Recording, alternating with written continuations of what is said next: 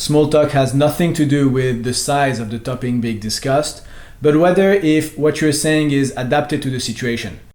Today I want to talk about connection and what does it mean to connect with people.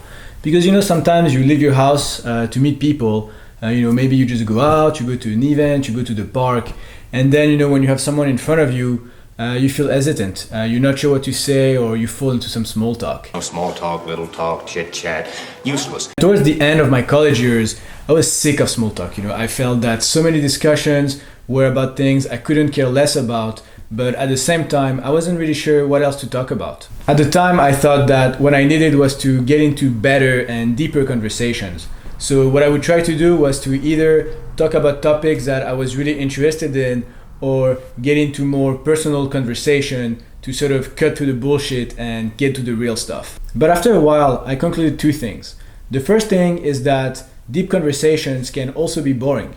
You can also feel trapped in them, and it was unclear to me that talking about something deep for 2 hours was better than maybe laughing for 2 hours. The second thing was that it's not because I have a deep conversation with someone, whether about something intellectual or about something personal, that I necessarily connect with them, that I have a good chemistry, and that I want to call them on a Sunday evening. A lot of very interesting conversation can feel as emotionally satisfying as like listening to a podcast. So I wasn't really sure what to make of this, and fast forward a few years later, I became hyper aware of moments in my daily life where I would basically censor myself. I talk about this in a few of my previous videos, but basically I got to a point where I sort of decided that if at any moment I wanted to talk to someone, whether I was at a bus stop, at a grocery store, or crossing the street, I would go for it. And that actually ended up being the perfect challenge because it completely reframed the question of what it means to connect with people. Whatever BS you can get away with at a party or at a dinner, a stranger at a street corner won't have time for that. It's another reality. It's a pretty harsh one, and after a lot of very awkward moments, it kind of forced me to think much deeper about what it means to interact with someone. And so I asked myself, what is a good interaction? Like, what characterizes my best interactions? The first thing I realized was that my best interactions are not characterized by any topics of conversation. When I'm with my closest friends, we can talk about anything. We can talk about something deep, we can talk about lunch, we can talk about something personal, we can be in silence for 30 minutes and then make a weird noise. Like literally anything goes. And I also realized that while I had tried to engage people on deeper topics to connect, a lot of my interactions with my closest friends, especially the ones that I see often, are very simple, like they're just about the triviality of life. What my best interactions have in common is the way I feel. I'm relaxed, I'm not in my head, I'm not worrying about anything, I'm just present, and maybe it's this state of ease that I should try to emulate instead of focusing on what to talk about. And at this moment, I realized that when your mind is at ease, it can react to the situation wherever it goes. Maybe you talk about something personal, maybe you talk about work, maybe you talk about a date you went on last night. It doesn't matter. What matters is that you're present and you're in the moment. Let's say that you're walking around and out of nowhere you bump into a friend.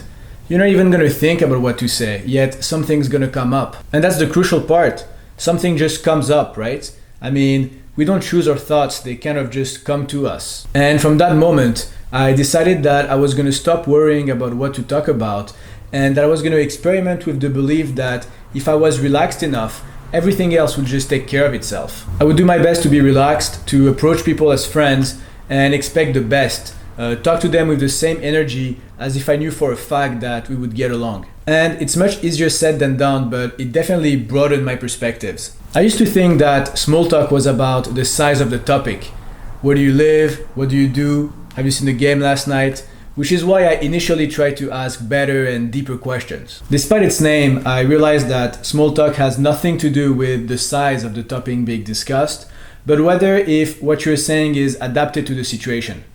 Are you saying something because you're reacting to the reality in front of you, or are you so anxious that because you're unable to be in the moment, you're reaching for a pre-made question out of your pocket? And however smart, touchy-feely, or deep what you have to say is, if it's not adapted to the situation, it's not gonna matter. I used to think that connecting with someone was about a sort of exchange of information and that at some point you would reach a sweet spot where you would connect. But I realized that actually connecting with someone is much more about dancing.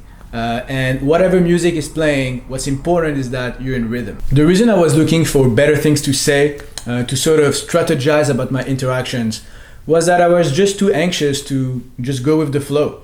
It's like if you put a kid who's afraid of swimming in the pool, he's just gonna hold on to the side. Every situation you're in has hidden keys, element of conversation, things to notice, things to express.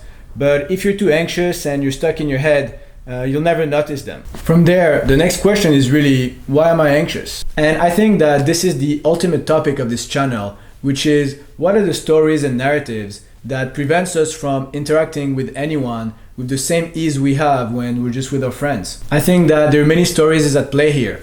What is your relationship to your self-expression? What do you think you have in common with other people? What do you think of your desires? And what do you see as a good outcome of an interaction? With a little bit of self-reflection and self-awareness, you can really use your interactions as a mirror to better understand yourself. Bruce Lee said, "Self-knowledge involves relationship.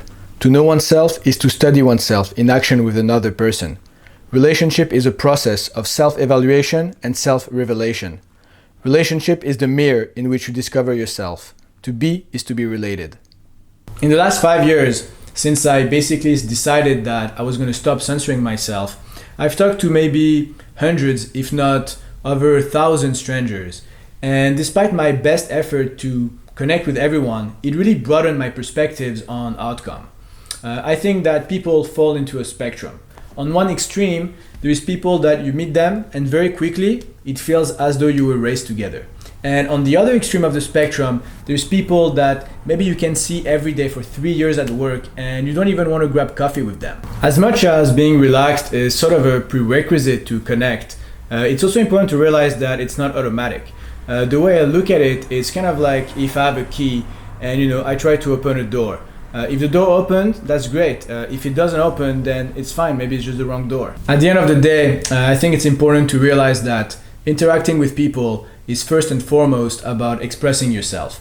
And personally, I look at my interactions with other people kind of like an active meditation exercise, where the goal is to talk to anyone while being as calm and relaxed as if I'm hanging out with my best friends. Now, the critical part is to realize that this is a process, and that the engine of that process is to cultivate your self-expression. So if you find yourself in a situation where you want to say something to someone, go for it, because this is the only way that you're going to accumulate experience, learn from them, and just be relaxed about the whole thing. That's it for today. Let me know your thoughts in the comments. As always, I would love to meet you, so shoot me an email at ruben@socialanimal.us and we'll arrange a FaceTime. That's it, see you next time.